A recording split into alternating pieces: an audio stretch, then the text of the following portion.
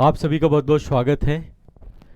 झारखंड लोक सेवा आयोग के द्वारा जेपीएससी का एग्ज़ाम जो लिया जाता है, आधिकारिक तौर पे जो आयोग का सिलेबस है, आज के सेशन में उसको डिस्कस करेंगे। देखिए, पूरी आशा करता हूँ कि आप सभी ने वर्कशॉप सेशन बहुत बढ़िया से देख लिया होगा, है ना। आपके बैच में जो आपका झारखंड बैच है, जेपीएससी के सभी छात्रों के लिए संस्थान के द्वारा झारखंड बैच जो चलाया जा रहा है, वहाँ पे एक सिलेबस रिसर्च का भी आप सभी को वीडियो उपलब्ध कराया गया है। ये सेशन सिलेबस डिस्कशन का है। तो एक काम तो आपने ये कर लिया होगा कि जेपीएससी का जो ऑफिशियल सिलेबस है संस्था के द्वारा जो आपको दिया गया है, इसका प्रिंट आउट आपने ले लिया होगा। दूसरा, इसका भी प्रिंट आउट आप ले लीजिए। मैं चाह रहा हूँ हार्ड कॉपी ज़्यादा बेहतर होती है। इसमें टॉपिक सब टॉपिक हैं, जो भी सब्जेक्ट यहाँ पे आपका है उसका टॉपिक सब टॉपिक आप यहाँ से देखिएगा सिलेबस रिसर्च से। तो सिलेबस रिसर्च वाले वीडियो में हमने बताया भी है, ताकि थोड़ा सा झारखंड के जो सिलेबस है उसकी आप गहराई समझ पाएँ। बाकी आज के सेशन में संस्थान की जो पूरी टीम है, हमारे द्वारा आपका जो है जो मास्टर सिलेबस है, नवीनतम पाठ्यक्रम है जो इस समय का, और जो आपकी परीक्षा की योजना है ना, इसमें केवल हमने सिलेबस नहीं रखा है, परीक्षा योजना भी रखा है। तो वर्कशॉप सेशन में आपने देखा होगा कि हमने सबसे पहली बात जो आपको बताई है कि आप सिलेबस रिसर्च नहीं करते हैं, सिलेबस को हल्के में लेते हैं। अब सिलेबस को अपना हिस्सा बना लेना है, यही आपका वास्तविक मार्गदर्शक है। एक जीपीएस की तरह आपको लेकर के जाएगा सिलेक्शन तक।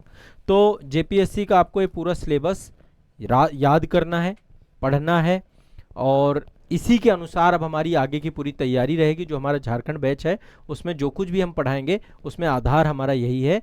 साथ में पीवाईक्यू रिसर्च की बात भी की गई है, उसका भी वीडियो आपको वर्कशॉप सेशन वाले सेगमेंट में मिल जाएगा। जो आपका झारखंड बैच है उसमें एक पूरा फोल्डर है ऊपर, workshop session and syllabus discussion, वहाँ पर ये दोनों फाइलें हैं, और क्रम से जितने भी वीडियो लगे हुए हैं सारे देख लीजिएगा। रिवीजन कैसे करें, है ना, ये वीडियो भी आपको मिलेगा। नोट्स कैसे बनाना है आपको, बुक्स वगैरह भी आपको यहाँ सब कुछ बता देंगे इसी में। तो चलिए, जो है आज आप एक बार सिलेबस समझिए, परीक्षा योजना समझिए, कैसे आपको जो है प्रिपरेशन करनी है। और जितने भी बच्चे अभी तक झारखंड बैच से नहीं जुड़े हैं, आप लोग ज़रूर जुड़िए, पूरी तैयारी करिए हमारे साथ। और आज़ाद एकेडमी लर्निंग ऐप आपका ऑफिशियल बैच है, यहाँ पर हम सारी चीज़ें करेंगे।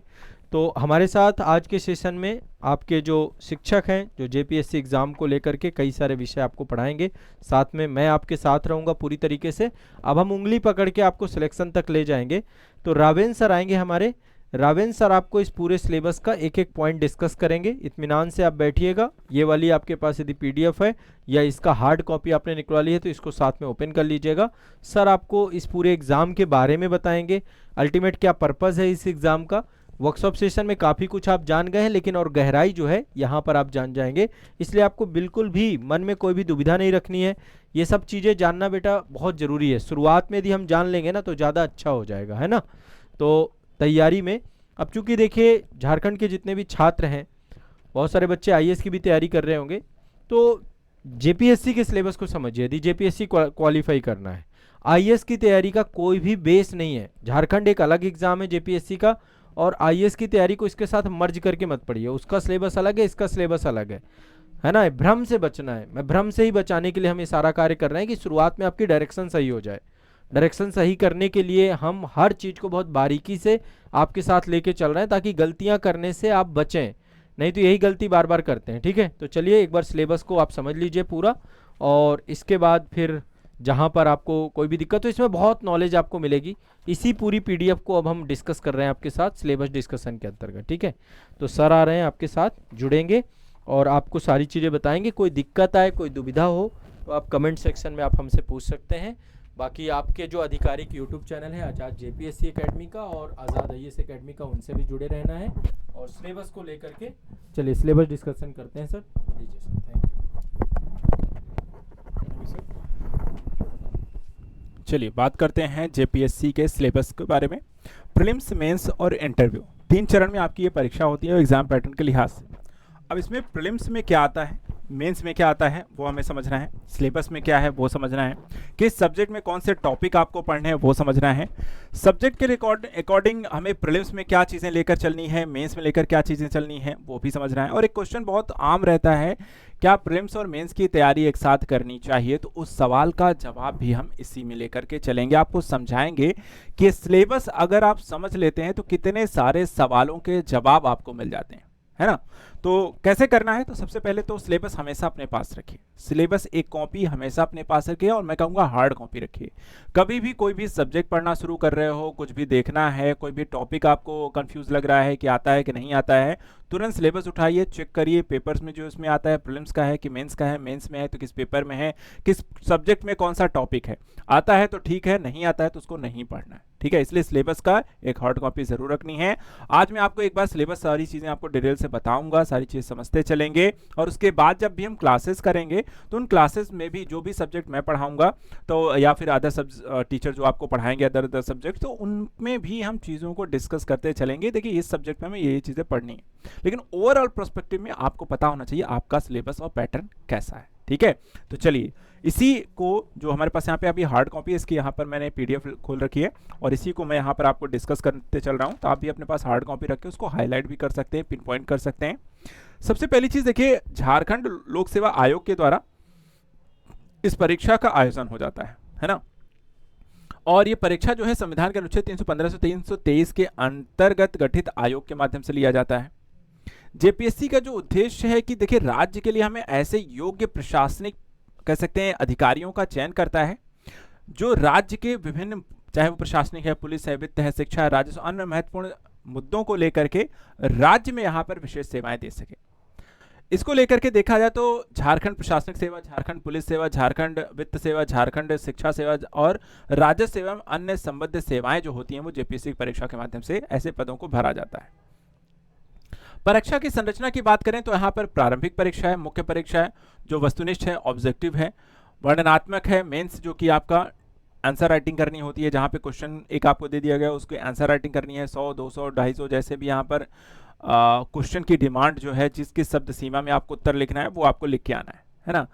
उसके बाद फिर आपका व्यक्तित्व परीक्षण है, जहाँ उम्मीदवार के व्यक्तित्व, क्षमता, प्रशासनिक दृष्टिकोण, निर्णय इत्यादि की यहाँ पर समझ विकसित होती है कि आखिर जो व्यक्ति इस पद पर काबिज होने जा रहा है उसका व्यक्तित्व कैसा है, उसकी डिसीजन मेकिंग कैसी है, वो प्रेशर में कैसे काम कर सकता है, वो जिस बैकग्राउंड से आता है वो कैसा है, ठीक है, और वो किस तरीके से प्रशासनिक पदों पर रह करके क्या व्यक्तिगत मामलों को प्रशासनिक मामलों में घालमेल तो नहीं कर देगा, उसको भी यहाँ पर समझ लेना है। तो ये सारी चीज़ें यहाँ पर 3 चरणों में जांची और समझी जाती है और फाइनल वहाँ पर आपका सिलेक्शन होता है। जेपीएससी के द्वारा देखा जाए तो झारखंड विशेष विषयों को भी परीक्षाओं में शामिल किया जाता है, क्योंकि जब राज्य सेवाओं की बात करते हैं तो राज्य के बारे में आपको पता होना चाहिए। जो व्यक्ति यहाँ पर राज्य के उच्चतम पदों पर है, उस उच्चतम पदों पर बैठे व्यक्ति को अपने राज्य के बारे में, उसके इतिहास, कला, संस्कृति, समाज, भूगोल, अर्थव्यवस्था सभी पता होगा, तभी अच्छे से वो कार्य कर सकता है। मुख्य परीक्षा की बात करें इसमें हिंदी और अंग्रेजी के क्वालिफाइंग पेपर हैं। अंतिम जो मेरिट है वो मुख्य परीक्षा और साक्षात्कार के अंकों के आधार बनाई जाती है, और परीक्षा में राष्ट्रीय अंतर्राष्ट्रीय करंट अफेयर के साथ साथ झारखंड के संस्कृत, इतिहास, भूगोल भी है। तो ये झारखंड के द्वारा जेपीएससी जो परीक्षा ली जाती है उसकी अपनी एक विशेषता है, और इसी विशेषता को आपको अपनी परीक्षाओं के माध्यम से, अपनी नॉलेज के माध्यम से समझना है, जानना है और उसको लिखकर पढ़ करके और भी यहाँ पर अपने आप को इम्प्रूव भी करना है। एक क्वेश्चन वो भी आता है सिलेबस इत्यादि पे जाने से पहले कि कैसे अभ्यर्थी हैं जो इस एग्जाम में बैठ सकते हैं, क्या योग्यता होनी चाहिए। तो शैक्षणिक योग्यता किसी भी मान्यता प्राप्त विश्वविद्यालय से अगर आप स्नातक हैं तो काफी है। एज की बात करें 21 से 35 वर्ष, जो आरक्षित वर्गों के नियमानुसार छूट भी है। नागरिकता की बात करें तो भारतीय नागरिक होने चाहिए। चलिए बात करते हैं जेपीएससी परीक्षा की समग्र तैयारी अगर आपको करनी है तो झारखंड बैच को लेकर के यहाँ पर आपको किस तरीके से जुड़ना है। तो सबसे पहले जो झारखंड बैच है इसमें हम देखें तो आपके लिए प्रीलिम्स, मेंस और इंटरव्यू तीनों चरणों को लेकर के आपको गाइड किया जाता है, पढ़ाया जाता है, समझाया जाता है और आपको इम्प्रूव करने के लिए लगातार मेंटर आपको गाइड करते हैं। राष्ट्रीय से लेकर के झारखंड यानी राज्य विशेष को लेकर के जानकारी प्रोवाइड कराई जाती है। सामान्य अध्ययन के विषयों को हम राष्ट्रीय हो, अंतर्राष्ट्रीय हो, इतिहास हो, भूगोल, राजनीति हो, अर्थव्यवस्था, विज्ञान, उसको हम यहाँ पर टू द पॉइंट और साथ ही यहाँ पर एक डिटेल्ड वे में चीज़ों को आपको समझाते हैं। झारखंड विशेष के बारे में भी उनके सभी मुद्दों को आपको पढ़ाया जाएगा। इसके अलावा उत्तर लेखन के माध्यम से आपके मेंस की आंसर राइटिंग शैली को बेहतर कराया जाएगा। मॉडल आंसर मूल्यांकन के माध्यम से आपको टिप्स भी दिए जाएंगे कि आप अपनी आंसर राइटिंग में कैसे यहाँ पर बेहतर कर सकते हैं। मॉक टेस्ट सीरीज जो होती है उसके माध्यम से आपके प्रीलिम्स की तैयारी आपको कैसे बेहतर करना है। परीक्षा से पहले आपको परीक्षा के लिए तैयार किया जाता है। मुख्य परीक्षा में फुल लेंथ और सेक्शनल यहाँ पर आपको टेस्ट भी प्रोवाइड कराए जाएंगे। करंट अफेयर्स एक अहम हिस्सा रहता है परीक्षा के लिए, इसलिए करंट अफेयर्स को भी उतनी ही महत्ता दी गई है, चाहे वह राष्ट्रीय अंतर्राष्ट्रीय हो या फिर आपको देखा जाए तो राज्य विशेष हो, चाहे वो दैनिक आधार पर दी जा रही है, साप्ताहिक या मासिक आधार पर, लेकिन करंट अफेयर्स आपको अपडेट कराई जाएगी। साक्षात्कार की तैयारी के लिए आपको पर्सनालिटी डेवलपमेंट की क्लासेस हैं, मॉक इंटरव्यू जैसे प्रैक्टिस सेशन होंगे जो आपको हर एक सत्र में आपको मदद करेंगे। तो झारखंड बैच जो अगर आप चुनते हैं और अगर आप हमारे साथ जुड़े हुए हैं तो यहाँ पर जो चीज़ें आपको प्रोवाइड होने वाली हैं, देखिए तो जो मेंटोर्स हैं वो आपको बहुत ही एक्सपीरियंस्ड हैं, कई सालों का यहाँ पे अनुभव है उनके पास, स्टडी मटेरियल है, पीडीएफ है, नोट्स हैं, फ्लेक्सिबल लर्निंग है जो आप घर बैठे भी यहाँ पे तैयारी कर सकते हैं, और परीक्षा को ध्यान में रखकर कुछ उस दृष्टिकोण से ही आपको सारी चीज़ें पढ़ाई और समझाई जाती हैं। इसके अलावा देखा जाए तो आपको जुड़ने के लिए अगर आप अब तक नहीं जुड़े हुए हैं, जैसे कि वीडियो जो होती है यूट्यूब पर भी जाती हैं, तो अगर ऐसे अभ्यर्थी हैं जो कि अगर नहीं जुड़े हुए हैं तो आप आज़ाद अकेडमी लर्निंग ऐप को डाउनलोड कर सकते हैं गूगल प्ले स्टोर से, और जेपीएससी का बैच यहाँ पर आप ज्वाइन कर सकते हैं। चलिए बात करते हैं जेपीएससी के परीक्षा पाठ्यक्रम और पैटर्न्स को लेकर के जरूरी जानकारी आप सभी के लिए क्या क्या है। तो देखिए यहाँ पे जैसे मैंने कहा कि परीक्षा का जो प्रकार है सामान्य अध्ययन प्रारंभिक परीक्षा का है, 200 अंकों के 2 पेपर होंगे और 2 घंटे का ये पेपर रहता है। वहीं मेंस की अगर बात करें तो यहाँ पर सामान्य हिंदी का 50 अंक का, सामान्य अंग्रेजी 50 अंक का एक पेपर 1 होता है भाषा को लेकर के। इसके अलावा दूसरा जो है भाषा साहित्य को लेकर 150 नंबर का पेपर है। तीसरा जो पेपर है सामाजिक विज्ञान है जिसमें इतिहास भूगोल 2 अलग अलग खंड होंगे। चौथा जो पेपर होगा वो भारतीय संविधान, भारतीय राजनीति, लोक प्रशासन, सुशासन को लेकर के है। पांचवा जो पेपर है भारतीय अर्थव्यवस्था, वैश्वीकरण, सतत विकास को लेकर के है। और छठा जो पेपर है सामान्य विज्ञान, पर्यावरण, प्रौद्योगिकी को लेकर के है। तो इस तरीके से यहाँ पे 950 अंकों का एक पेपर यहाँ पे होना है, और आपको देखा जाए तो शारीरिक रूप से जो साक्षात्कार का जो पेपर उपस्थिति के बाद 100 अंकों का ये पेपर होगा। तो ये 3 चरणों में आपकी टोटल परीक्षा यहाँ पर होनी है। ये तो आपका एग्जाम पैटर्न है। अब प्रारंभिक परीक्षा को लेकर कुछ जरूरी जानकारी। जब भी आप प्रारंभिक परीक्षा में बैठने जा रहे हैं तो जब नोटिफिकेशन आता है तो उसमें कई सारे सवाल होते हैं, उन सवालों को जवाब भी हमें आपको बता दूं। सबसे पहले कि जो प्रारंभिक परीक्षा है इसके नंबर मेंस या इंटरव्यू में आपके मेरिट में नहीं जुड़ेंगे। ये आहरक परीक्षा होती है और मुख्य परीक्षा के लिए सिर्फ उम्मीदवारों के चयन के लिए इसका प्रयोग किया जाता है।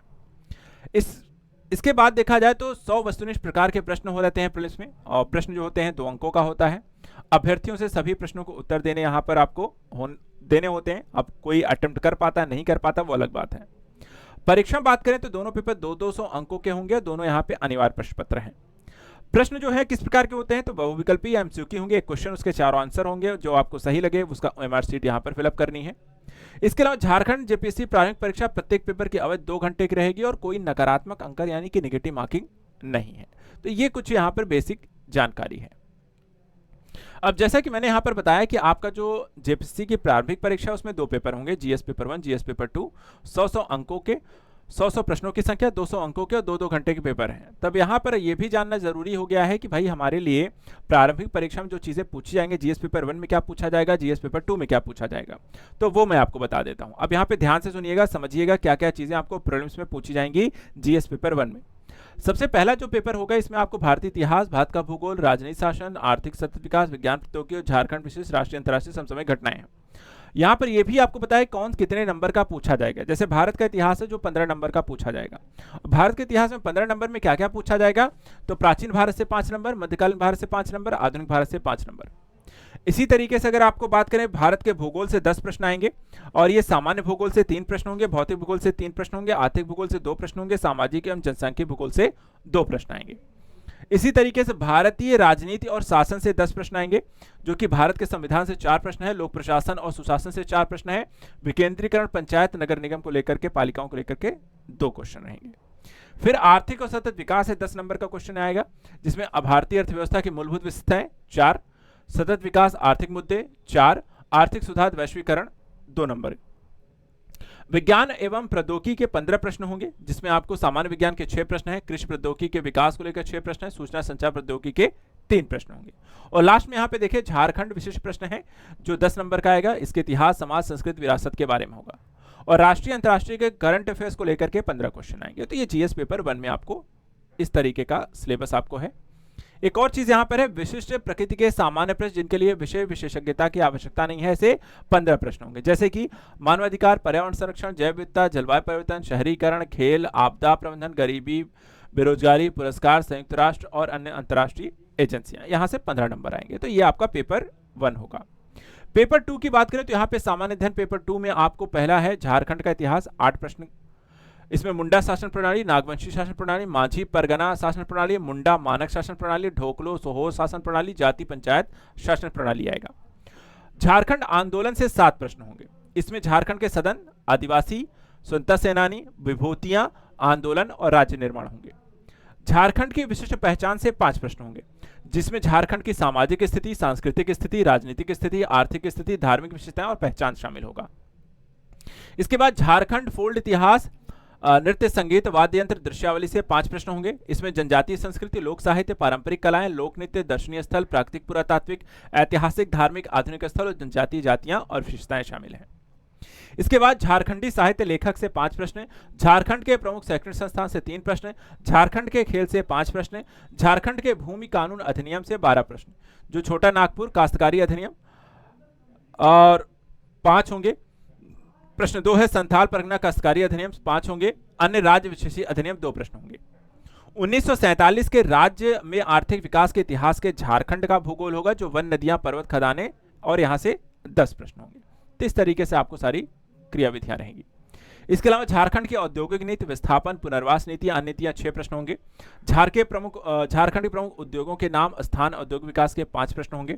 झारखंड की प्रमुख योजनाएं, परियोजनाएं 5 प्रश्न होंगे। झारखंड में वन प्रबंधन, वन्यजीव संरक्षण कार्य 5 प्रश्न।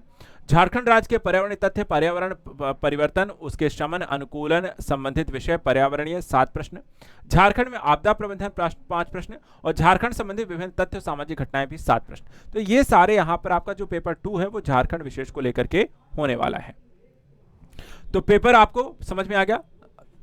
3 चरणों में पेपर होना है। सामान्य अध्ययन का 2 पेपर होंगे। दोनों पेपर का सिलेबस आपने देख लिया है, कौन से कितने क्वेश्चन कहां से आएंगे।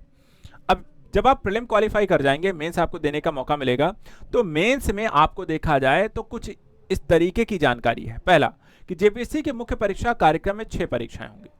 जेपीएससी में पेपर 1 के लिए प्रत्येक उम्मीदवार को न्यूनतम 30% अंक प्राप्त करने हैं। पेपर 1 में 30% अंक आने हैं, जो कि भाषा हिंदी और अंग्रेजी का है।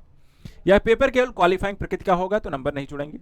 जेपीएससी की जो मुख्य परीक्षा है उसमें 2, 3, 4, 5, 6 में प्राप्त अंक जो होंगे वो अंतिम चयन के लिए गिने जाएंगे। यानी पहला पेपर छोड़ करके बाकी के 5 पेपर के जो टोटल नंबर बनेंगे वही आपको मेरिट आपको बनेगी, उसमें आपको साक्षात्कार के अंक जुड़ जाएंगे। और मुख्य परीक्षा में पूछे जाने वाले प्रश्न वर्णनात्मक प्रकृति के होंगे, डिस्क्रिप्शन होंगे, क्वेश्चन दे दिया उसको लिखना है।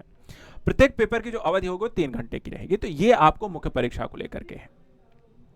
अब चलिए बात करते हैं मुख्य परीक्षा को लेकर के जो स्थिति है कुछ ऐसी है कि पेपर 1 में जैसे मैंने कहा सामान्य हिंदी 50 अंक, सामान्य अंग्रेजी के 50 अंक है। पेपर 2 भाषा साहित्य, पेपर 3 के बारे में आपको बताया था 100 अंकों का होगा। पेपर पहला 3 घंटे का है, वर्णनात्मक प्रकार का है। दूसरा पेपर जो भाषा साहित्य का है 150 घंटे का है, 3 घंटे का है, वर्णनात्मक प्रकार का है। तीसरा जो पेपर रहेगा सामाजिक विज्ञान, इतिहास और भूगोल को लेकर के 200 अंकों का है, 3 घंटे में होगा, वर्णनात्मक प्रकार का है। इसके बाद चौथा, पांचवा और छठा जो पेपर यहां पर आप देख रहे हैं भारतीय संविधान, राजनीति, लोक प्रशासन, सुशासन, 200 अंकों का पेपर है, 3 घंटे में, यह भी वर्णनात्मक है। भारतीय अर्थव्यवस्था, वैश्वीकरण, सतत विकास, 200 अंकों का पेपर है, 3 घंटे, वर्णनात्मक प्रकार का है।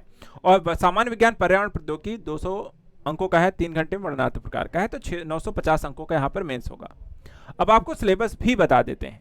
जब मेंस की आप तैयारी करेंगे तो आपको मेंस में क्या क्या पढ़ करके जाना है और किन किन पेपर के लिए क्या क्या टॉपिक और सिलेबस है, ध्यान से समझिएगा। पहले पेपर की बात करते हैं। पहला आता है हिंदी। हिंदी में देखा जाए तो निबंध, व्याकरण, वाक्य रचना और संक्षिप्तण पूछा जाएगा। और अंग्रेजी में भी निबंध, व्याकरण, समझ और सार, ये आपको पेपर 1 में पूछा जाएगा। पेपर 2 की बात करें तो यहां पर आपको उड़िया भाषा साहित्य, बंगाली भाषा साहित्य, उर्दू भाषा साहित्य, संस्कृत भाषा साहित्य, अंग्रेजी भाषा साहित्य, हिंदी भाषा साहित्य, संथाली भाषा साहित्य, पंच परगनिया भाषा साहित्य, नागपुरी भाषा साहित्य, मुंडारी भाषा साहित्य। तो जो भी एक भाषा आप इसमें लेते हैं, एक भाषा का चयन करना है, उसके बारे में यहाँ पर स्टडी करनी है, उसके बारे में आपको जो जानकारी है उसके बारे में यहाँ पर आपको लिखना है। इसमें और भी है कुरुक्स, कुरमाली, खोरठा, खड़िया, हो भाषा। इसके बाद आता है पेपर 3 जो कि देखा जाए तो यहाँ पर आपको प्राचीन काल का इतिहास है। इसमें हम देखते हैं सामाजिक विज्ञान है, इतिहास और भूगोल है। तो पहले बात करें हम इतिहास के बारे में तो प्राचीन काल में अगर हम देखें तो सिंधु घाटी सभ्यता पढ़नी है, उसकी उत्पत्ति, प्राचीनता, विस्तार, लेखन, मुख्य विशेषताएं। फिर आर्यों की उत्पत्ति पढ़नी है जिसमें हम देखते हैं कि वैदिक साहित्य की प्राचीनता, स्तरीकरण, प्रारंभिक ऋग्वैदिक काल में समाज कैसा है, अर्थव्यवस्था, धर्म। फिर लिच्छवी, उनका गणतांत्रिक संविधान। फिर मगध साम्राज्य का उदय। इसके बाद मौर्य साम्राज्य का विस्तार, कलिंग युद्ध, उसका प्रभाव, अशोक का धम्म, विदेश नीतियां, कला, नीति, विकास, मौर्य काल के दौरान वास्तुकलाएं कैसी थीं उसकी जानकारी होना, कुषाण कनिष्क का साम्राज्य कैसा था, कुषाण काल के दौरान जो कलाएं विकसित हुई, वास्तुकला, साहित्य का विकास कैसा था। फिर गुप्त साम्राज्य आता है तो उनका विस्तार, गुप्त काल के दौरान भाषा, साहित्य, कला और वास्तुकला। हर्षवर्धन काल के उत्तरी भारत का अंतिम महान हिंदू शासक, उसकी काल की संस्कृतियां, उपलब्धियां। चोल साम्राज्य जो दक्षिण पूर्व के हैं, एशियाई देशों में समुद्री गतिविधियां, चुलू प्रशासन, कला एवं वास्तुकला और पलटावास की सांस्कृतिक उपलब्धियां, ये जानकारी है। जब आप प्राचीन इतिहास पढ़ लेते हैं तो उसके बाद हम मध्यकालीन इतिहास में प्रवेश करते हैं। मध्यकालीन इतिहास में भारत पर आक्रमण, भारत पर गजनवी आक्रमण, दिल्ली सल्तनत में अलाउद्दीन खिलजी के बाजार सैन्य शासन, मोहम्मद बिन तुगलक स्वप्नदर्शी नीतियां, भारत पर मंगोल आक्रमण, धार्मिक आंदोलन, सूफीवाद, भक्ति आंदोलन, नई इस्लामी संस्कृति का उदय, इंडो इस्लामिक वास्तुकला, उर्दू और हिंदी भाषाओं का विकास, मुगल के समय के पानीपत का प्रथम युद्ध, शेरशाह सूरी की उपलब्धियां, मुगल साम्राज्य का सुदृढ़ीकरण, अकबर के अधीन जागीरदारी मनसबदारी प्रणालियों की स्थापना, अकबर की धार्मिक और राजपूत नीतियां, औरंगजेब की धार्मिक और राजपूत नीतियां, मुगल वास्तुकला, चित्रकला, मुगल काल की आर्थिक स्थिति, मराठों का उदय, शिवाजी की उपलब्धियां, मराठों की उत्तर की ओर विस्तार और उनका पतन। तो प्राचीन काल, फिर मध्यकालीन भारत। मध्यकालीन भारत के बाद हम आधुनिक भारत की ओर प्रवेश करते हैं और आधुनिक काल का जो इतिहास है उसमें हम यूरोपियों के आगमन से पढ़ते हैं। यूरोपीय वस्तुएं कैसे शुरुआत होती है, ईस्ट इंडिया कंपनी का कैसे विकास होता है, भारत में ब्रिटिश शक्तियों का सुदृढ़ीकरण कैसे होता है, फिर इसके बाद आपका प्लासी और बक्सर की जो लड़ाइयां हुई उसका क्या प्रभाव पड़ा, मैसूर पर नियंत्रण, सहायक संधि, व्यवगत सिद्धांत, एस्कीट का सिद्धांत, औपनिवेशिक शासन की प्रणालियां, किसान जनजाति सांस्कृतिक पुनर्जागरण और 1857 का विद्रोह। इसके बाद हिंदू समुदाय में सामाजिक सुधार आंदोलन, ब्रह्म समाज, आर्य समाज, रामकृष्ण मिशन, प्रार्थना समाज, थियोसॉफिकल सोसाइटी ऑफ इंडिया, मुस्लिम समुदाय में सामाजिक सुधार, वहाबी आंदोलन, अलीगढ़ आंदोलन। फिर महिलाओं की स्थिति में सुधारने के संघर्ष, सती प्रथा का उन्मूलन, विधवा विवाह अधिनियम, सहमति विधेयक, महिला शिक्षा पर जोर। फिर ब्रिटिश शासन के तहत भूमि राजस्व, स्थायी बंदोबस्त, रैयतवाड़ी और माहलवाड़ी। फिर 19वीं शताब्दी में जो कार्य हुआ, भारत में राष्ट्रवाद का उदय होता है, भारतीय राष्ट्रीय कांग्रेस का गठन होता है, उदारवादी गरम दल, स्वदेशी आंदोलन, होम रूल आंदोलन, खिलाफत आंदोलन। फिर महात्मा गांधी का प्रवेश और जन राजनीति, असहयोग आंदोलन, सविनय आंदोलन, भारत छोड़ो आंदोलन। फिर भारत का विभाजन होना, उसके परिणाम क्या होता है, और स्वतंत्रता के बाद का भारत जो भारतीय संघ में रियासतों का एकीकरण, राज्यों का भाषाई पुनर्गठन, नेहरू इंदिरा गांधी के अधीन गुट निरपेक्ष नीति, बांग्लादेश की मुक्ति। भारत का इतिहास जब आप पढ़ लेंगे फिर आपको झारखंड का भी इतिहास पढ़ना है। आदि धर्म ले, झारखंड आदिवासियों का सरनापथ, सदान की अवधारणा, नागपुरिया भाषा का उद्भव, झारखंड में जनजाति विद्रोह, राष्ट्रवादी संघर्ष, बिरसा आंदोलन, ताना भगत आंदोलन, झारखंड में स्वतंत्रता आंदोलन, ये सारी चीजें। फिर इसके बाद आपको भूगोल शुरू हो जाता है। भूगोल में आपको क्या क्या पढ़ना है, तो भौतिक भूगोल में के सामान्य सिद्धांत पता होना चाहिए, जैसे कि पृथ्वी की उत्पत्ति कैसे हुई, उसका विकास कैसे हुआ, उसकी आंतरिक संरचना क्या है, वेगनर का महाद्वीपीय आपका विस्थापन सिद्धांत क्या है, प्लेट विवर्तन की सिद्धांत क्या है, ज्वालामुखी, भूकंप, सुनामी कैसे आती हैं, चट्टानों के प्रकार, विशेषताएं, विकास, नदी, हिमनद, शुष्क, काट क्षेत्र, भू आकृतियां, अपक्षय, द्रव्यमान, क्षय, अपर्दन, निक्षेपण, मृदा निर्माण, भू दृश्य, क्षय चक्र, डेविश और पेंक के विचार, भू आकृतिक प्रक्रियाएं, ये सब पढ़ना है। फिर वायुमंडल के बारे में जानना है कि वायुमंडल की संरचना, संगठन और स्तरीकरण क्या है, सूर्य ताप का क्या प्रभाव पड़ता है, पृथ्वी का ताप बजट क्या होता है, तापमान का क्षैतिज और ऊर्ध्वाधर वितरण क्या है, तापमान का विक्रमण क्या होता है, वायु, द्रव्यमान, वाताग्र, उष्णकटिबंधीय और शीतोष्ण चक्रवात, वाष्पीकरण, संघनन, ओस, पाला, कोहरा, धुंध, बादल और वर्षा के प्रकार क्या हैं। जलवायु का वर्गीकरण की बात करें तो इसमें कोपेन एवं थॉर्नथवेट, ग्रीन हाउस प्रभाव, ग्लोबल वार्मिंग, जलवायु परिवर्तन है। जल विज्ञान चक्र की बात करते हैं, महासागर, समुद्रों में तापमान, लहरें, ज्वार धाराओं का वितरण, महासागर तल, राहत विशेषताएं। भारत के भौतिक और मानव भूगोल की बात करते हैं तो संरचना, उच्चावच, भौतिक विभाजन, जल निकासी प्रणालियां, हिमालयी, प्रायद्वीपीय, भारतीय मानसून, आरंभ, वापसी तंत्र, जलवायु के प्रकार, हरित क्रांति, भारत के प्रमुख फसलें, इसका प्रभाव, खाद्यान्न की कमी, वन्य जीवन संरक्षण, जैवमंडल आरक्षित क्षेत्र, मृदा के प्रमुख प्रकार भी इसमें आते हैं, जैसे कि उनका आईसीआर वर्गीकरण, उनका वितरण, प्राकृतिक खतरे, बाढ़, सूखा, चक्रवात और भूस्खलन। इसके बाद सोल क्षरण और संरक्षण, जनसंख्या वृद्धि, वितरण और घनत्व। आयु में देखा है तो लिंग अनुपात, ग्रामीण शहरी संरचना, जनसंख्या, पर्यावरण और विकास को लेकर के, वस्तुओं के प्रकार को लेकर के, ग्रामीण, शहरी, शहरी आकार की शहरी बस्तियों, कार्यात्मक वर्गीकरण, भारत में मानव बस्ती की समस्याएं। इसके बाद भारत की प्राकृतिक संसाधनों का विकास और उपयोग भी आता है, जिसमें भूमि संसाधनों का भूमि उपयोग है, कृषि उपयोग है, प्रमुख फसलों की भौगोलिक स्थिति है, वितरण जैसे चावल, गेहूं, कपास, जूट, गन्ना, रबड़, चाय, कॉफी है। इसके अलावा जल संसाधन है जो औद्योगिक और अन्य प्रयोजनों के लिए उपलब्धता है, सिंचाई है, जल की कमी है, संरक्षण तरीके है, वर्षा जल संचयन है, जल ग्रहण प्रबंधन है और भूजल प्रबंधन है। इसके बाद देखा तो खनिज और ऊर्जा संसाधन है, जिसमें धात्विक खनिजों का है, लौह है, तांबा है, बॉक्साइड है, मैग्नीज है का वितरण है, उपयोगिता है, आध्यात्मिक परंपरागत खनिज है, कोयला, पेट्रोलियम, प्राकृतिक गैस है। फिर जल विद्युत ऊर्जा के परंपरागत स्रोत हैं, जैसे सौर है, पवन है, बायोगैस है। ऊर्जा स्रोत है, उनका वितरण और संरक्षण है। उद्योगों के बारे में पढ़ना है कि उद्योगों का विकास, उनके प्रकार, औद्योगिक स्थान, कारक, चयनित उद्योग, वितरण, बदलते पैटर्न, वेबर का औद्योगिक सिद्धांत, आधुनिक दुनिया में इसकी प्रासंगिकता। इसके अलावा परिवहन में क्या क्या बदलाव हो रहे हैं, संचार, अंतर्राष्ट्रीय व्यापार, सड़कें, रेलवे, जलमार्ग को लेकर के आपको जानकारी चाहिए।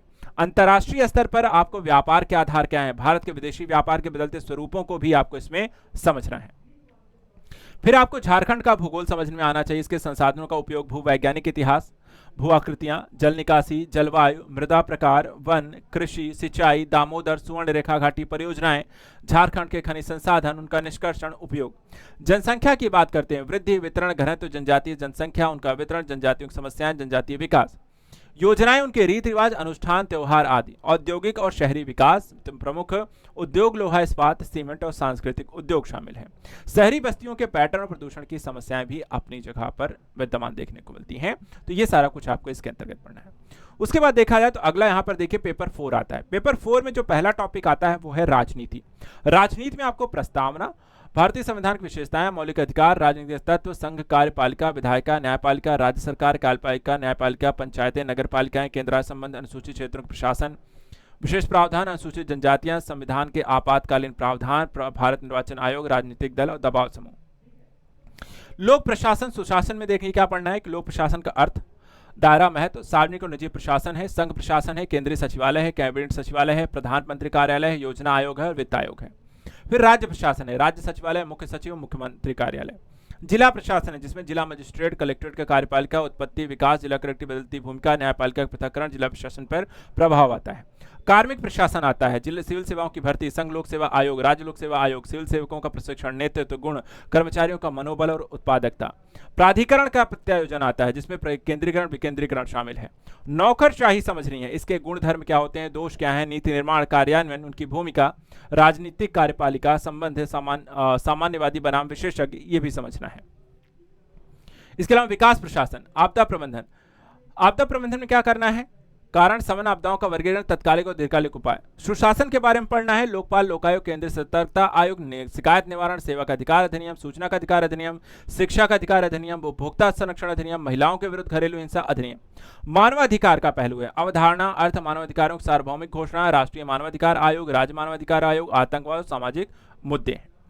अगला जो पेपर आता है जो आपकी भारतीय अर्थव्यवस्था को लेकर के पेपर 5, इसमें राष्ट्रीय आय की प्रासंगिक अवधारणाएं, इनकी गणना, उदाहरण के लिए स्थिर है, वर्तमान कीमतों पर GDP, GNP, NDP, NNP, GSDP, NSDP, DDP, कारक लागत आदि समझनी है। मुद्रास्फीति यानी इन्फ्लेशन समझना है, उसकी अवधारणा क्या है, मुद्रास्फीति पर नियंत्रण कैसे लाएंगे, मौद्रिक राजकोषीय नीति क्या होती है, प्रत्यक्ष उपाय उसके क्या है, जनसांख्यिकी विशेषताएं क्या होती हैं, कृषि और ग्रामीण अर्थव्यवस्था को समझना है, जिसमें हरित क्रांति, श्वेत क्रांति, ईंधन क्रांति और विश्व व्यापार संगठन समझना है। फिर औद्योगिक अर्थव्यवस्था को समझना है, जिसमें नीतिगत पहल परिवर्तन शामिल है। सार्वजनिक वित्त को देखना है, जिसमें सार्वजनिक वित्त का दायरा, सार्वजनिक वित्त के सिद्धांत और कराधान समझना है। सार्वजनिक व्यय, बजट, राजकोषीय नीति, केंद्र और राज्यकोषीय संबंध, वित्त आयोग की भूमिका समझनी है।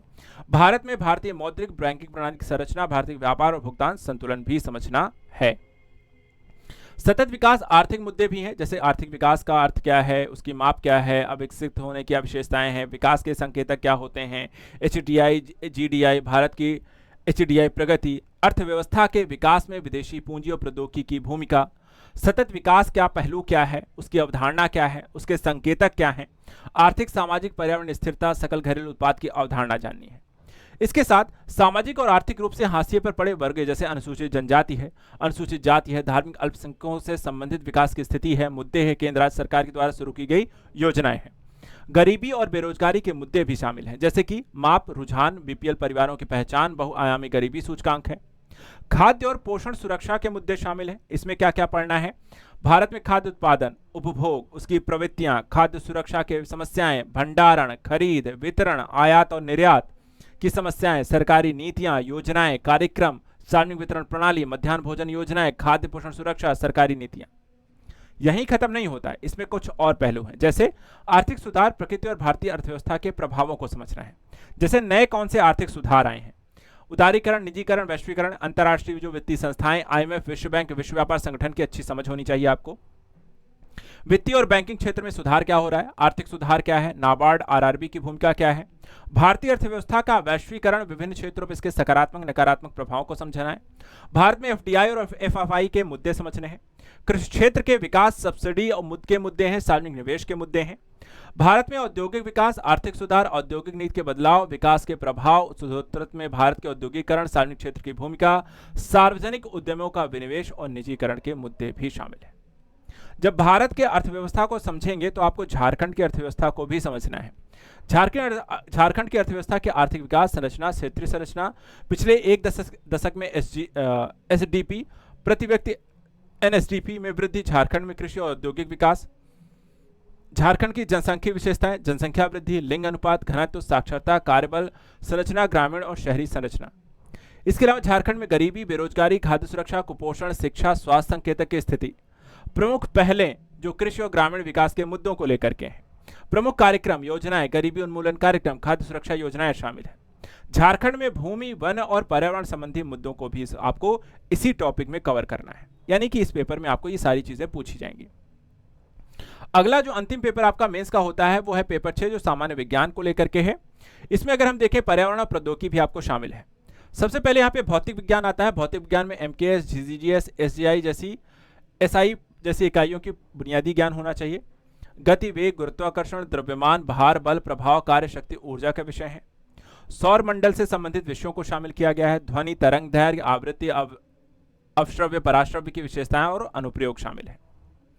जीव विज्ञान की बात करें, जीवन विज्ञान में जीव जगत, कोशिका संरचना, उसके कार्य, जीवों की विविधता, जैव अणु कोशिका, प्रजनन, अवधारणाएं, पदक वंशानुक्रम, पृथ्वी पर जीवन के विकास के सिद्धांत और मानव विकास इसमें शामिल है। कृषि विज्ञान भी शामिल है, जिसमें झारखंड की कृषि जलवायु परिस्थितियां, वर्षा पैटर्न, प्रत्येक क्षेत्र में अजैविक तनावों की अच्छी समझ, झारखंड की खाद्य एवं बागवानी फसलों का ज्ञान, फसलों के विविधीकरण की आवश्यकता को समझना है, जलवायु परिवर्तन के कारण पोषण की सुरक्षा, कृषि उत्पादन में सुधार, वर्षा जल के संचयन तथा मछली पालन। अभ्यर्थियों को मृदा उर्वरता, मृदा स्वास्थ्य में सुधार के लिए किए गए उपाय, जैविक खेती, कृषि वानिकी, बंजर भूमि, राज्य के किसानों की सहायता के लिए सरकारी योजनाएं और अवधारणाओं का भी अच्छा ज्ञान होना जरूरी है। यानी एग्रीकल्चरल प्रोस्पेक्टिव से भी आपको नॉलेज होनी चाहिए, वो भी झारखंड राज्य विशेष को लेकर के। इसके बाद आता है पर्यावरण विज्ञान। पर्यावरण विज्ञान को अगर हम देखें तो इसमें आपको पर्यावरण संरक्षण के लिए भारत सरकार के द्वारा क्या क्या कदम उठाए गए हैं, वैश्विक पर्यावरण के मुद्दे क्या हैं, वायु प्रदूषण, जल प्रदूषण से निपटने के उपाय क्या हैं, अनेक पर्यावरण कानूनों की समझ आपको विकसित करनी। जैव विविधता हॉटस्पॉट के लिए खतरों पर यह जानकारी होनी चाहिए। इसके अलावा विज्ञान और प्रौद्योगिकी के विकास को लेकर के देखें तो इसमें परमाणु प्रौद्योगिकी से संबंधित विषय, भारत सरकार की नीतियां, वैश्विक परमाणु नीतियों पर केंद्रित, ऊर्जा के विभिन्न नवीनीकरण, गैर नवीनीकरण स्रोत माध्यम से देश की ऊर्जा मांगों को पूरा करने के लिए सरकार के द्वारा क्या योजना बनाई गई है, भारतीय मिसाइल कार्यक्रम, अंतरिक्ष कार्यक्रम की अच्छी समझ, साइबर अपराधों के कारण सामने आने वाली चुनौतियां और सूचना प्रौद्योगिकी में नवीनतम विकास, ये सारी चीजें। तो ये आपका मेंस का सिलेबस है जिसे हमें पढ़ना है। पेपर वाइज, सब्जेक्ट वाइज एक अच्छी समझ को विकसित करनी है, जो हम यहाँ पर आपको क्लासेस के माध्यम से प्रोवाइड कराएंगे इन डिटेल में। लेकिन काम यही नहीं खत्म होता है। जब आप प्रीलिम्स के बाद मेंस को भी आप क्लियर कर लेते हैं तो अंतिम पड़ाव आपका आता है, वो है साक्षात्कार या इंटरव्यू। इंटरव्यू में क्या रहेगा? देखिए, यहाँ पे जेपीएससी साक्षात्कार की परीक्षा का अंतिम चरण है और केवल वे उम्मीदवार ही यहाँ पर मुख्य परीक्षा जो उत्तीर्ण करेंगे वो साक्षात्कार के लिए पात्र होंगे। साक्षात्कार 175 अंकों का होगा और साक्षात्कार का उद्देश्य सक्षम निष्पक्ष पर्यवेक्षकों के समूह के द्वारा राज्य सेवाओं के लिए एक अच्छे व्यक्तित्व के कह सकते हैं व्यक्तियों का चुनाव है। अभ्यर्थियों की जांच करना है, उनके व्यक्तित्व परीक्षण को परखना है, शैक्षणिक अध्ययन के अलावा राज्य के भीतर और बाहर की गतिविधियों की जानकारी लेनी है और ये सारा कुछ यहाँ पर आपको समझना है। तो इस तरीके से अगर हम बात करें कि आपको जो तैयारी करनी है वो इसी चीज़ को लेकर के है और ये सब कुछ आपको हम प्रोवाइड कराएंगे। तो आप सभी अभ्यर्थी हमारे साथ जेपीएससी एग्जाम की अगर आप तैयारी कर रहे हैं तो आपको प्रीलिम्स से लेकर के इंटरव्यू तक सिलेबस के अकॉर्डिंग परीक्षा के अनुरूप आपकी तैयारी को निरंतर अपडेट करते हुए आपकी सफलता में हम आपके साधक बनेंगे। तो आज के सिलेबस के अकॉर्डिंग वर्कशॉप हो चुकी है। इस सिलेबस को अगर आपने देख लिया है, उसके बाद आपको कुछ स्टडी सेशन भी आपको मिलेंगे। उन सभी चीज़ों को देखने के बाद आपकी क्लासेस शुरू होंगी और जिस तरीके से सारी चीज़ें आपको समझाई जा रही हैं, बस आपको उसे फॉलो अप करना है। बाकी कहीं भी कोई भी दिक्कत आती है, जो भी मैं हूँ, रवि सर हैं, बाकी अन्य जो अध्यापक हैं, उनसे आप यहाँ पर अगर ऑनलाइन हैं तो आप यहाँ ऑफलाइन सेंटर में भी आ सकते हैं, मिल सकते हैं, पढ़ सकते हैं, चीज़ें क्वेश्चन पूछ सकते हैं, नोट्स ला के दिखा सकते हैं। ठीक है, तो आज के सत्र को फिर हम यहीं पर रोकेंगे और आप लगातार हमारे साथ जुड़े रहें, परीक्षा की तैयारी करें और अपनी मंजिल को पाने के लिए आप लगातार मेहनत करने से ना डरें। Thank you so much and good luck.